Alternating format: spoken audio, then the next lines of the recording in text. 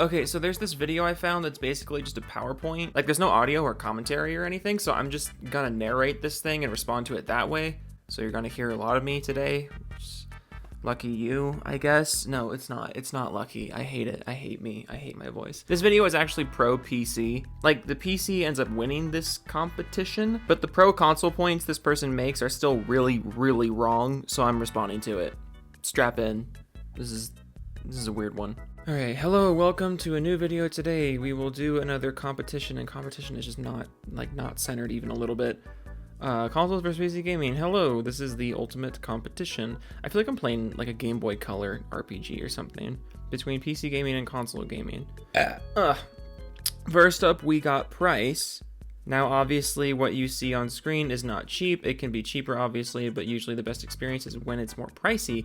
But for consoles, usually you just need what you just need, and the best experience is there, which means consoles get the point. First of all, what? Second of all, the quote best experience is completely subjective, but doesn't even really make sense the way you're describing it.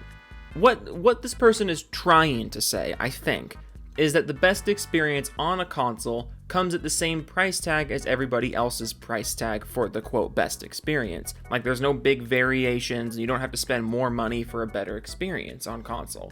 But this literally isn't true, because we have different variants of each console. Last generation it was the PS4 Pro and the Xbox One X, and this generation we already have Microsoft doing the whole Series S and Series X thing, where the Series S is dramatically less powerful than the Series X.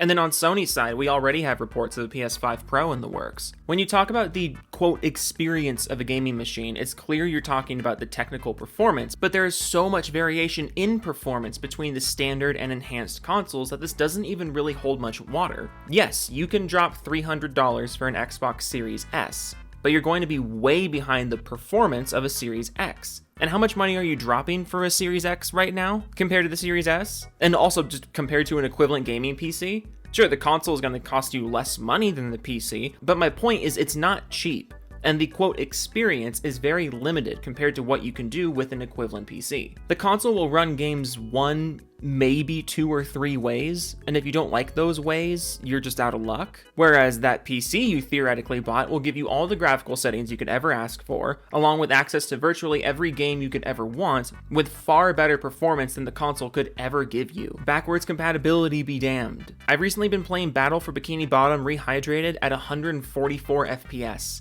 I've been playing Modern Warfare 3 at like 300 FPS. The quote experience you're getting for your dollar comes down to the kind of games you want to play and how you want to play them. PC has more games and is a far better choice if you're more interested in older games or non-cinematic, super pretty AAA fodder that comes out every few weeks. If you want to play the most recent AAA games at baseline performance for as little money as possible, yes, go with the console. But if you want more than that relatively very short list of games, get a PC. Holy shit, I've been talking for a while. Yeah, let's move on. Have I been recording? Oh my god, have I not been recording? Okay, yes I have, fuck. I just gave myself a heart attack, I thought I wasn't recording. Okay, here we go, keep going. Next is amount of games. That is a complete sentence. Now I would say the point is on PC because all you need is Steam and you have millions of games waiting to be played. Which is true, good point, PC gets the point, nice. Okay, cool, everybody round of applause. Round of applause. Next is skill, question mark.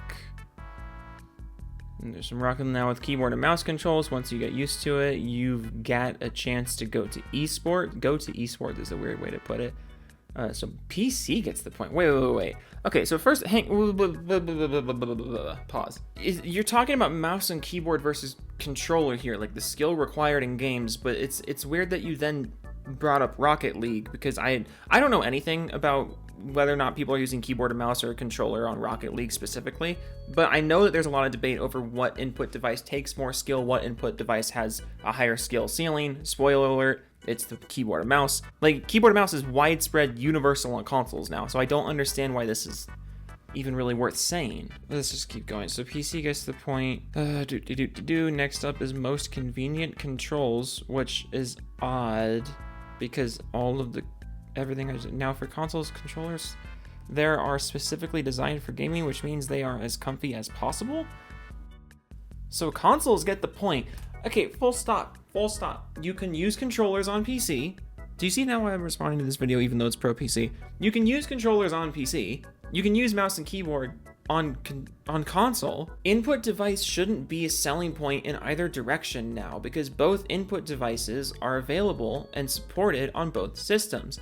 Granted, the PC has better support for both of these things because there's just more options and the games are just more open and the platform is more open, but I digress. Input device shouldn't be an arguing point in either direction because the industry has wisely made this giant push in the last couple years to make mouse and keyboard available on console, and obviously controllers have been available and usable on PC for as long as I can remember, actually. I used to play Madden 08 on PC with controllers with my dad growing up on PC, which I always think is funny when people say, you know, PC has no local multiplayer, no split screens. Like, I literally grew up playing Madden 08 with 2 controllers plugged into a MacBook with my dad. Like, that's what I grew up playing. Okay, let's keep going. Next is customization. Now I must admit that consoles do have customizability, but PC definitely takes the cake. I mean, it's practically endless. Yes, that's correct. So PC gets the point again. There you go. Consoles have very minimal customization, which means PC wins. Okay, that's the end of the video. That's really all I had to say. I know it's a short one. I know videos have been kind of inconsistent in quality. At least I think they've been kind of inconsistent in quality. I'm starting to wonder if I'm stretching myself a little too thin, but maybe that's just me. Follow me on Twitter, like the video, subscribe to the video, send me videos on Twitter that you want me to respond to. Okay, toodles.